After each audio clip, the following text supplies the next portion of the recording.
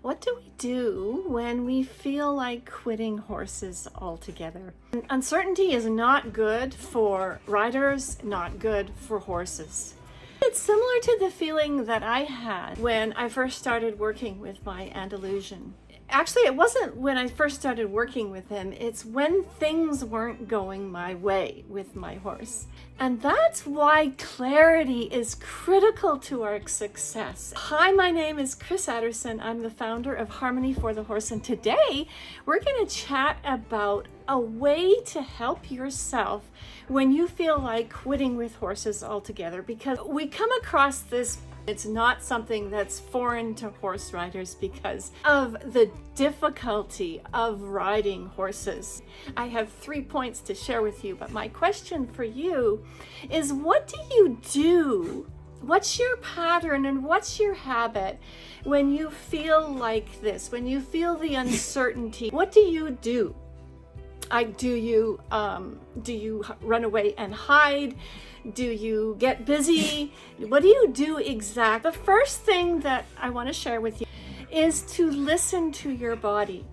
So things like not having any energy, or a brain fog maybe, or always frustrated, not knowing what to do with your horse next. Do you actually quit with horses because it's so frustrating and you're not getting anywhere? Or do you actually pivot? What is it that you do? What do you choose to do? I experienced this as when I became very proficient. I was a very high level with natural horsemanship.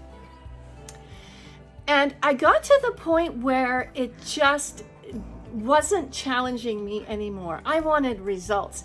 I wanted to build a horse that had longevity, right? A horse that would be sound for as long as he or she lived, or as close to sound, or I had a method of determining soundness, or a method of helping, or the ability to rehabilitate the horse. So this is what I wanted to do. I wanted to rehabilitate as many horses as I could, so that then I could take that knowledge and that information and that experience and be able to help my horses when they had soundness issues. And so that's what I did.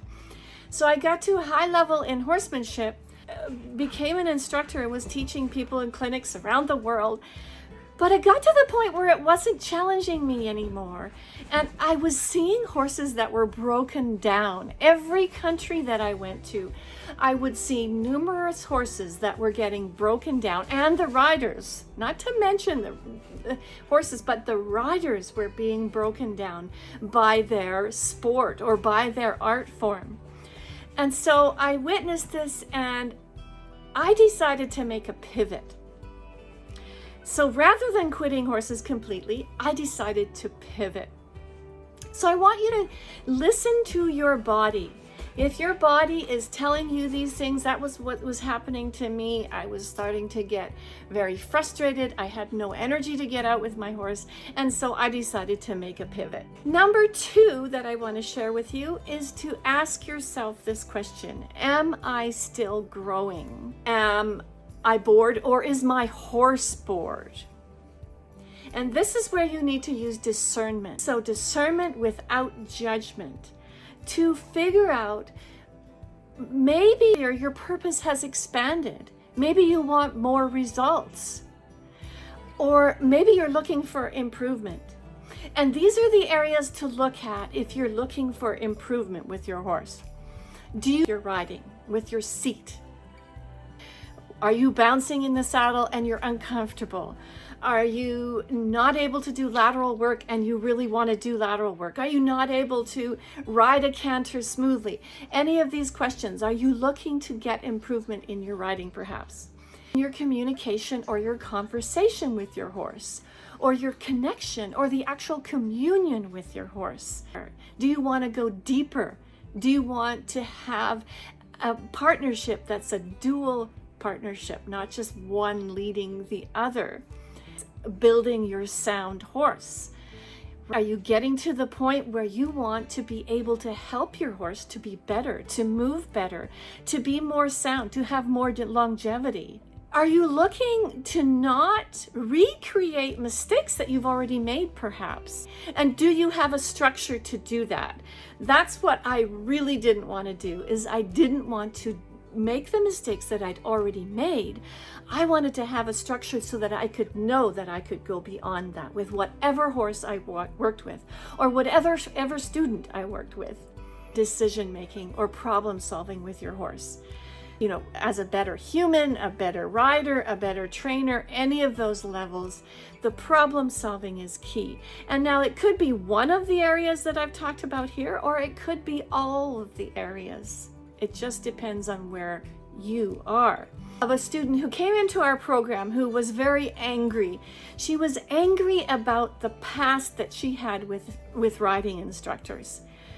And her anger was so strong that she was actually resentful. We have a specific way that we help our riders through this, where she was feeling totally helpless and knew that she was doing everything right and doing everything she was told to do, but was still feeling very helpless. And so what I want you to do here, and this is what we do with our students as well, get a piece of paper, get a pen, and I want you to write down what you are angry about. What specifically are you angry about, or what are you resentful about? With the student in our program, she was resentful about her past instructors that had led her along the path, and she'd spent all this money and all this time and wasted horse years of her life investing in these people and these systems that were not helping her and her horse out. So that's what I want you to write down, is those things that you're angry about specifically, and so that you can take control and shift it. Be very concise, be very specific, and if you need to, come back time and time again to this training and refer to it as you do it. Third thing is that you start blaming horses. This is definitely the time to get help when you find yourself blaming horses. And so in this little exercise I'm giving you here today, I want you to write down specifically what's bothering you.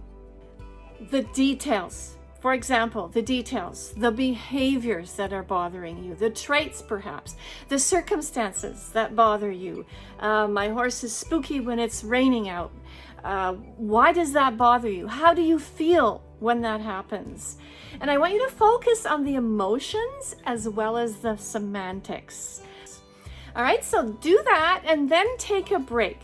And when you take a break, go for a walk. And this break has to be at least 30 minutes.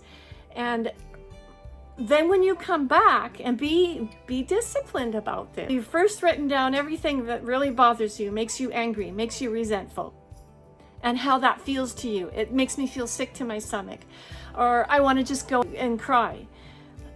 Write those down, and then take a break for 30 minutes. Clear everything, and then you come back and write down all the things that you absolutely love about horses, right? The exercises that you like to do, the traits about horses, the behaviors that horses have, the outcomes that you're looking for, the ways that you want to spend time with horses perhaps. And write those down. For example, for our student who was in our program, things that she wrote down is she loved to do body work with her horse. So she loved to do dressage. She wanted to get to piaffe and passage, the highest levels of dressage. Or she wanted to do an endurance ride, or she just wanted to make a transition from natural horsemanship to dressage, and she didn't know how to fill that gap. So these are the things I want you to write down. And this will help you to get more intelligence on what it is that you want to create with your horse, right? So you're not going to just do things over and over, creating the same thing again, maybe with a different horse. That happens so frequently, doesn't it? When someone can't get where they want to get with one horse, so they get a different horse. And then what do? They just recreate the same thing with that different horse, what they were running away from the previous horse. So creating something from zero with a new horse and then doing it with just a different flavor, I don't want to do that, and I'm sure others don't want to do that either. So what I've just given you here, this is the decision or the choice framework that we use in our program to help our riders who are stuck and frustrated and overwhelmed and resentful perhaps of their past and not getting where they want to get with their horse, or it's taking way too long. And so this is going to turn you from a rider who does things by rote into becoming a rider that can take ownership of what you're doing with your horse. Everything that you do with your horse, taking ownership for that and turning it into something that's sustainable. It has longevity and it's awesome. So you can then build a relationship, results with your horse that really excite you, that can last for the next 5, 10, 20 years. So you're constantly evolving with using this process that we have in our program. Our riders are constantly evolving and growing and nurturing themselves and feeling inspired by their horses, not feeling like I've got to get my saddle out. I just don't have enough energy. I'm just going to not ride today.